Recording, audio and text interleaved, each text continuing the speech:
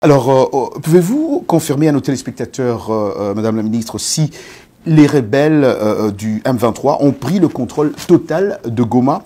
Avez-vous une estimation aussi, pour ajouter juste à cette question-là, de nombre de morts? Alors, je voudrais tout d'abord préciser une chose. Quand nous parlons de la situation qui prévaut dans la ville de Goma, chef-lieu du territoire du Nord Kivu, il ne s'agit pas d'une présence des rebelles du M23, il s'agit d'une occupation des forces armées rwandaises sur un territoire souverain de la République démocratique du Congo.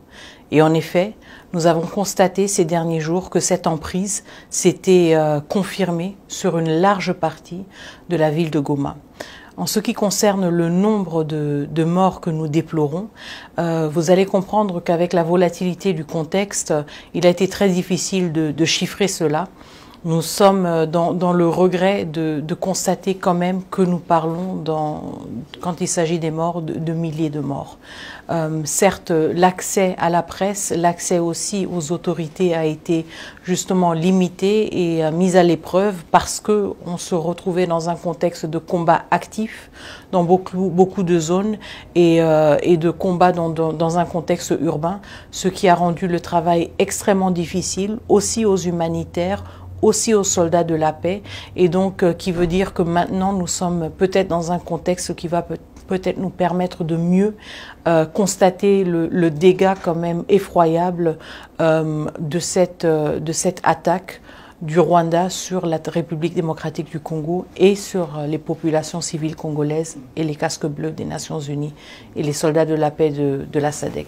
Et donc jusque-là, on n'a pas un certain nombre total de morts? Nous espérons justement avoir une meilleure visibilité. Vous comprenez qu'il est très difficile aussi d'établir cela quand le contexte qui prévaut est aussi dominé justement par la présence du M23 et des RDF qui essayent justement de se positionner comme une force qui n'aurait pas causé de dégâts. Donc c'est un peu la situation complexe à laquelle nous faisons face. Nous sommes conscients du fait qu'il y a des efforts consentis par les forces armées rwandaises et par le M23 de masquer et de cacher l'envergure de la brutalité avec laquelle ils ont assiégé la ville de Goma. Alors vous parlez d'une situation difficile. Votre gouvernement considère-t-il cela comme un échec, je dirais, dans la défense d'une ville majeure? Comment expliquez-vous ce revers, Madame la Ministre? Comment cela, beaucoup se posent la question, comment cela a pu arriver, quoi? C'est une situation évidemment que nous déplorons, qui nous révolte aussi énormément. Ce qui est important quand même est de reconnaître que depuis 3 ans, la République démocratique du Congo tire la sonnette d'alarme par rapport au M23 et à la présence des forces armées rwandaises. Nous ne devons pas sous-estimer qu'il y a eu un effort conséquent des forces armées rwandaises d'équiper le M23 et d'équiper ses propres troupes avec un arsenal militaire jamais vu jusqu'à présent dans la région des Grands Lacs. Je me souviendrai aussi du fait que même les Nations Unies, avec une mission de maintien de la paix très forte, une des plus grandes en République, une des plus grandes sur le continent africain, a elle-même parlé du fait que l'armement, que les armes qui étaient utilisées par les forces armées rwandaises et par le M23 allaient bien au-delà de leurs propres capacités.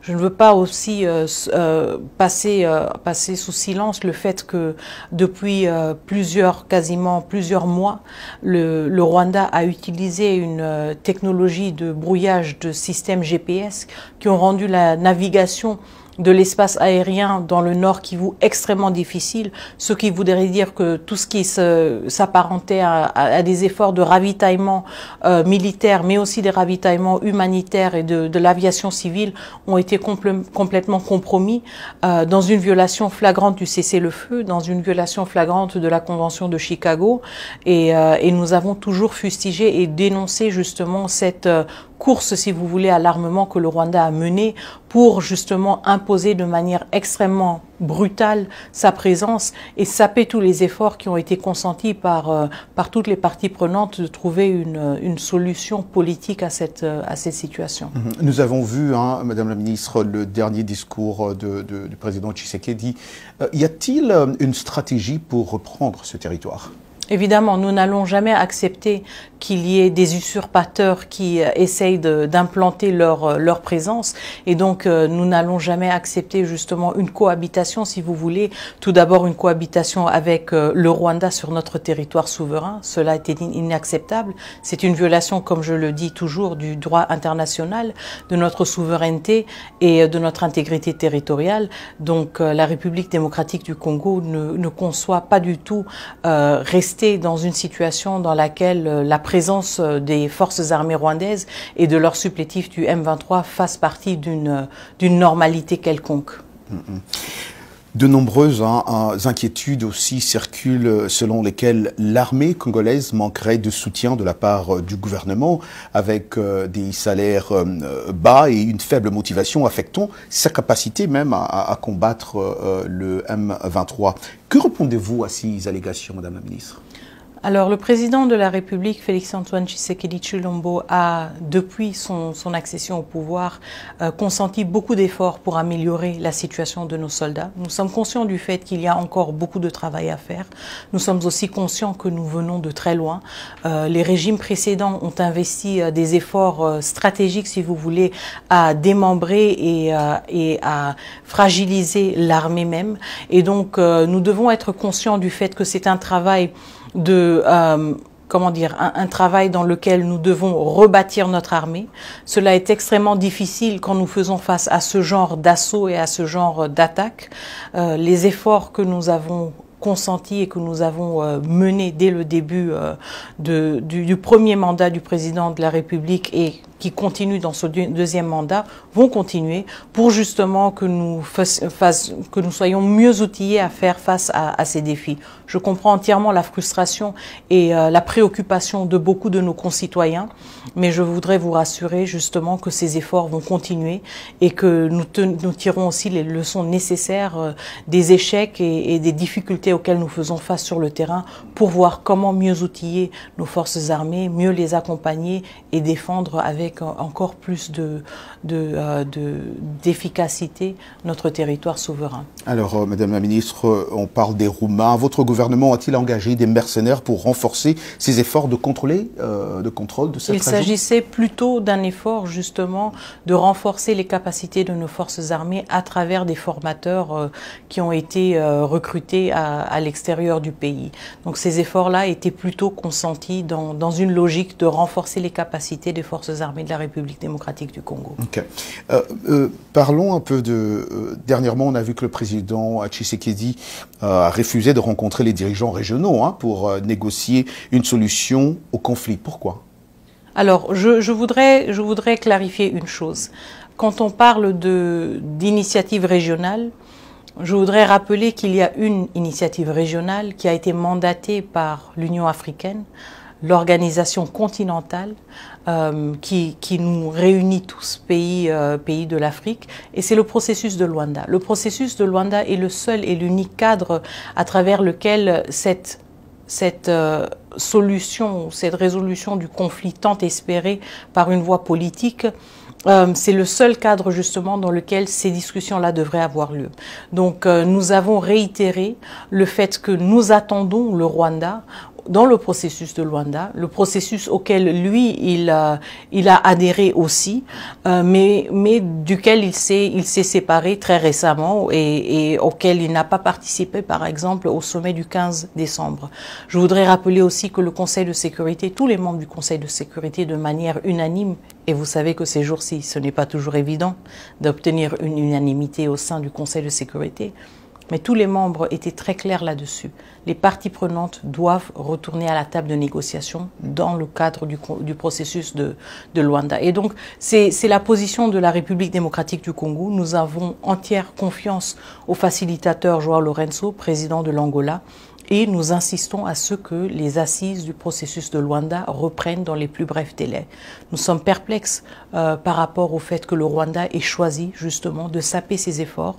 Nous avons aussi pris note du fait que le président rwandais aurait sollicité une médiation du président de la Turquie, le président Erdogan. Nous sommes perplexes parce que nous sommes convaincus qu'en tant qu'Africains qui se respectent, nous voulons quand même privilégier nos propres efforts. Donc c'était assez surprenant de voir le président Kagame solliciter une implication d'une partie tierce qui n'a pas participé à ces efforts et qui n'est pas du continent. Donc nous réitérons, le processus de Luanda est le cadre, l'unique cadre à travers lequel nous allons continuer les efforts pour trouver une résolution politique à ce conflit. À ce conflit. Pensez-vous, Madame la Ministre, que vous avez été, enfin d'une certaine manière, abandonné par vos alliés régionaux et internationaux? Quel rôle devrait-il, et je parle de ses alliés, devrait-il jouer dans la résolution de cette crise, d'après vous? Bien au contraire, nous ne sommes pas du tout abandonnés, nous ne sommes pas du tout isolés. Si une partie est isolée, c'est le Rwanda. Encore une fois, je me réfère aux 2 réunions d'urgence du Conseil de sécurité, dans lequel quand même, à travers lesquelles quand même, il était comme assez visible à quel point le Rwanda était seul et isolé. Tous les membres du Conseil de sécurité ont fustigé la violation flagrante du droit international par le Rwanda. Je voudrais aussi vous rappeler que pendant la dernière réunion du Conseil de sécurité, le mardi, nous avons eu 6 pays qui ne sont pas directement impliqués dans le conflit, qui ont saisi la parole, qui ne sont pas membres du Conseil de sécurité. Nous avons l'Uruguay, le Guatemala, l'Afrique du Sud, le Burundi, le Sénégal, tous ces pays qui se sont mobilisés pour prendre la parole pendant les délibérations du Conseil de sécurité. Je pense que ce que nous voyons maintenant, c'est que de plus en plus de pays au monde, pas seulement en Afrique, sont scandalisés par l'attitude du Rwanda, l'attitude déstabilisatrice du Rwanda, qui semble avoir l'intention maléfique de vouloir remettre l'Afrique dans les années sombres des années 90 où le pouvoir s'arrachait avec des armes. La République démocratique du Congo a tourné cette page, même si le Rwanda est encore dans un état d'esprit qui considèrent ce genre d'options, nous ne les considérons pas.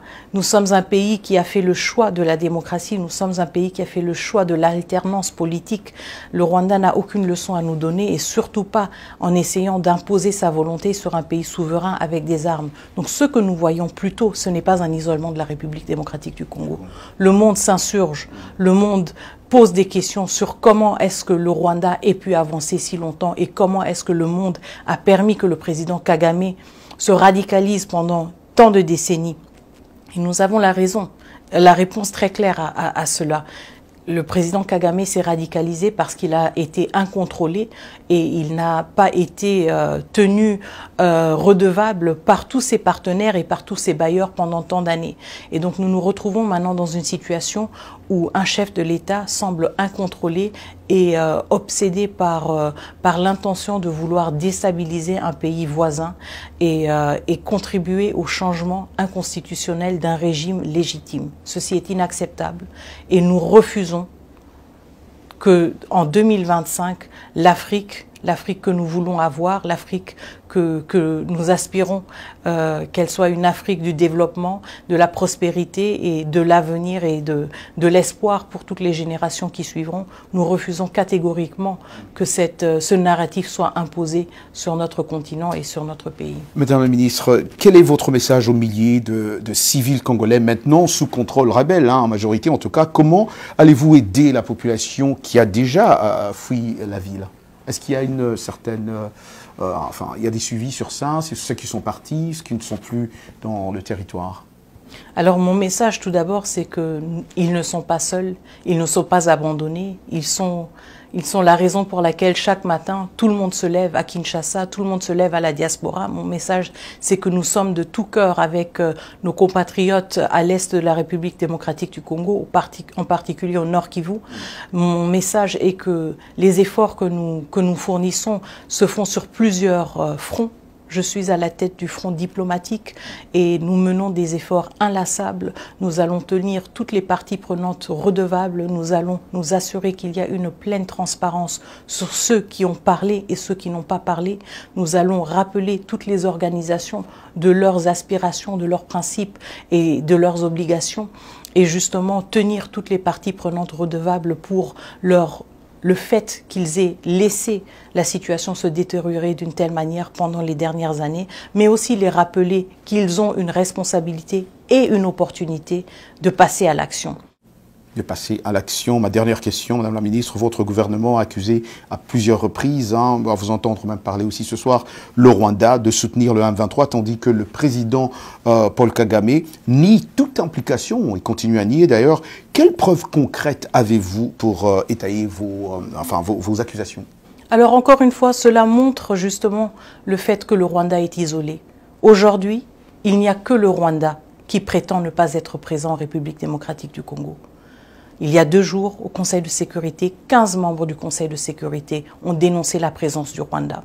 Il y a quelques semaines, le groupe d'experts des Nations Unies a publié un rapport accablant qui parle de plus de 4000 troupes rwandaises sur le territoire souverain de la République démocratique du Congo. Des troupes qui tuent, des troupes qui pillent nos ressources naturelles, parce que ce même rapport parle de 150 tonnes de coltan exploité et transféré vers le Rwanda de la République démocratique du Congo par les forces armées rwandaises et exporté sur les marchés internationaux sous l'étiquette du Rwanda.